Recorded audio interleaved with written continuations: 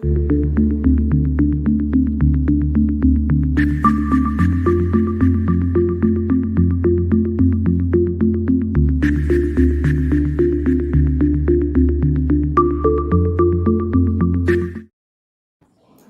afternoon and welcome to Biztech's Asian Midday Market Watch, brought to you by ShareInvestor Group, providing stock market data analytics, investor education, and online investor relations. Now, today we have Charu Chanana, market strategist, as our guest today. Now, Charu, great to have you on the show.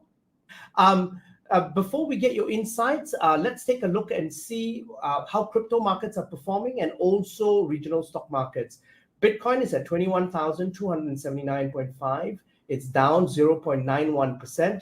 Ethereum is at 1,612.87. It's up 0.29%. Now, looking at regional stock markets, we've got the Straits Times Index, which is down 0.6%. We've got Bursa Malaysia, which is down 0.61%. Shanghai bucks the trend. It's up 0.15%. ASX All Ordinaries is down 0.97%. The Nikkei is down 1.2%. The Hang Seng is down 0.61%. And rounding up the numbers, we've got the Kospi, which is down 0.98%. Now, Charu, what's your view on how markets have performed this first half of the day? So some bit of it, Brian, is certainly a spillover that we are seeing from the Wall Street overnight. I think there is a greater and greater realization in the markets that the Fed will have to continue to be aggressive with its interest rate hikes. And that is taking the bond yields higher now and weighing on the equity markets. With Jackson Hole coming in later in the week, I think that realization will continue to take a leg up as we go through the week. Because it is expected that the Fed will likely push back against easing expectations for next year. So that does mean that there will potentially be more pain to come in the equity markets. Now, speaking of pain in the equity markets and then also pain in the energy markets, we've got a worsening energy crisis in Europe. Could you shed light on its impact, not only on energy markets, but also then global energy markets? Yeah, absolutely. I think it's so dreadful to read the kind of headlines that we continue to get from Europe, and especially on the energy front.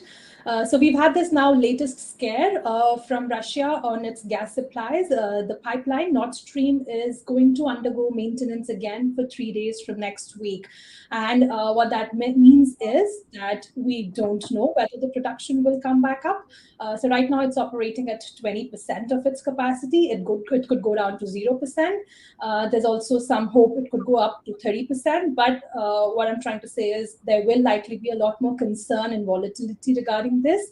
And we are seeing this a lot, in the German year-ahead power prices. They are now at around 700 euros per megawatt hour. That's massive. It's more than 25% up, compared to the seasonal average of the last 5 years. So that's the kind of price the consumers and the industries have to pay. In fact, I was just reading something yesterday which said that the German industries are actually not even signing gas forwards now. The expectation is that either prices will go lower from here, and that's the only way they can continue working, or they will just cease operations.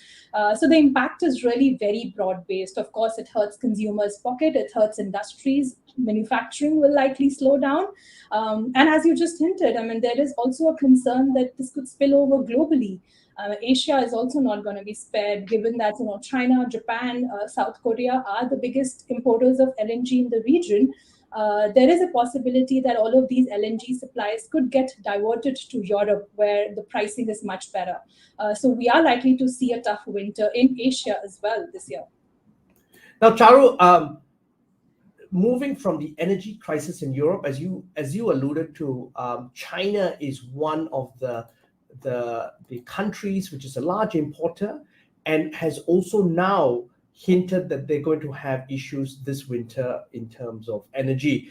But the bigger concern right now across markets is really the Chinese property sector. Now, what are some of those key concerns that worry you now? You are absolutely right about that, Brian. I think, of course, China has many concerns. It's zero COVID policy, the energy crisis, and now, of course, the property sector seems to be the bigger of all of these problems. I mean, you can just imagine the scale of the magnitude of this problem by the amount of support that the authorities are coming out with. I mean, we've had the PBOC yesterday announce an asymmetric cut to its loan prime rates, which was clearly aimed at providing some support to the borrowing, the property sector. We also had the authorities announce a 200 billion yuan support to these property builders so that they can complete their unfinished projects. So that kind of just shows that China's authorities are pretty focused on resolving these issues. Simply because the representation of the property sector in the overall Chinese GDP is pretty massive. It's more than 20%. So they need to take care of this. But whether or not these measures really have an impact is something we need to watch, because the problem is more on the confidence side, on the sentiment side, and just solving the liquidity issues will not magically help us to solve the sentiment issues. So we have to really see whether we see that demand coming back from the Chinese authorities, and until we see that, I would expect a lot more of these state support policy measures to continue to flow. Now, Charu, I want to move closer to home now. In the next few minutes, Singapore's inflation numbers are going to be out. What are your expectations, and what is likely the impact for an individual investor moving forward? Yeah, absolutely. Singapore is a key focus market for us as well. And, of course, inflation probably is already out by now. I'm not looking at it right now, but the consensus was around 7%, which is massive. We're used to seeing 2 to 3% inflation in Singapore. So reaching something like 7% is obviously a big deal. And it, of course, comes, on the backdrop of food and fuel prices.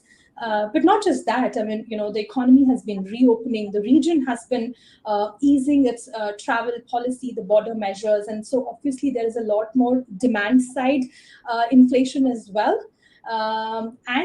Despite all of that, I mean, we've, of course, seen growth expectations being slashed as well.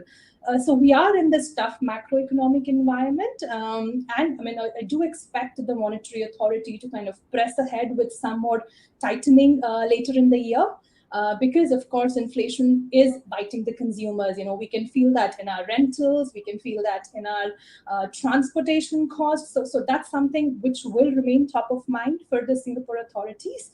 As an investor, I think a great question there. Despite all these macro headwinds, Singapore does remain a safe haven. So if you're looking for opportunities, from the Singapore market, of course, travel-related stocks and sectors are probably a very good diversifier. Banks are doing well because of the rising interest rates, but also one asset class that really interests me are the REITs. And given that they have a good dividend payout, I think that possibly adds some amount of stability to portfolios.